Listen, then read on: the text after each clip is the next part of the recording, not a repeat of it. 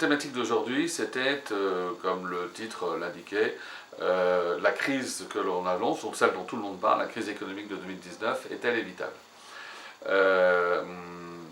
Je pense qu'il est très important pour nos étudiants, qui vont être les acteurs du monde de demain, de connaître justement les rouages de ce monde, ceux dont on parle, et puis éventuellement ceux dont on parle moins, qu'ils comprennent justement quels sont les grands phénomènes qui peuvent affecter leur vie professionnelle de demain, de presque aujourd'hui d'ailleurs pour certains, et de demain, et qu'ils sachent progressivement aussi juger des acteurs qui se proposent, hommes politiques, décideurs, qui se proposent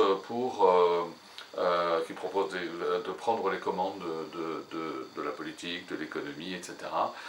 Ce sont des citoyens, ils vont avoir à élire des présidents, ils vont avoir à juger de l'action de gouvernement, etc. Donc il est important qu'ils puissent comprendre, juger en conscience et arbitrer entre des options qui leur paraissent plus solides et plus raisonnables que d'autres.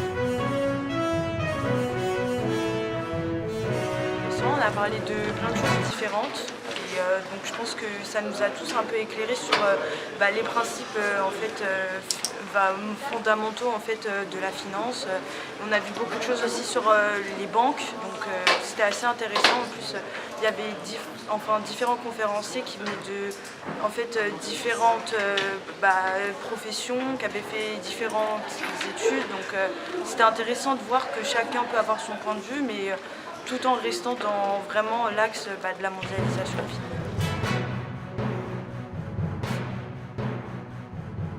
J'aimerais avoir une année pour leur donner des conseils, mais si vous me demandez de synthétiser, je dirais que plusieurs choses. D'abord, garder le moral, même si les apparences sont pas forcément très positives. C'est eux qui font, c'est eux les décideurs, eux qui seront les prochains décideurs, les décideurs de demain. C'est eux qui feront les hommes politiques de demain, c'est eux qui choisiront, et donc ils ont malgré tout, dans un État démocratique comme le nôtre, une participation à ce qui se passe. Ça, c'est la première chose. Deuxième chose, les lois économiques, ils les connaissent maintenant, ils les comprennent, on en a beaucoup parlé aujourd'hui, ils ont eu des cours sur le sujet, qu'ils ne les oublient pas, parce que ces lois économiques, pour le moment, ne changent pas, au sens où les décideurs d'aujourd'hui se calent sur ces mêmes lois.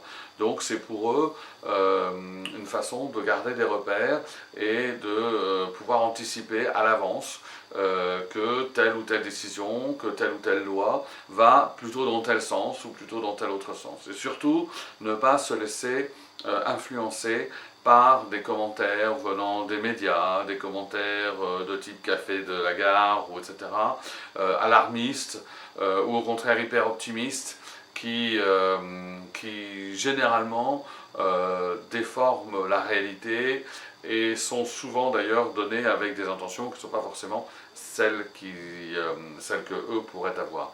Donc qu'ils gardent la tête froide, qu'ils se souviennent des lois les plus simples de l'économie. Le reste n'est que sophistication, mais on n'a pas forcément besoin de ce degré de sophistication pour comprendre ce qui se passe. Et voilà, grosso modo, mais qu'ils continuent de s'y intéresser, parce que c'est ça qui fait le contexte dans lequel ils évolueront.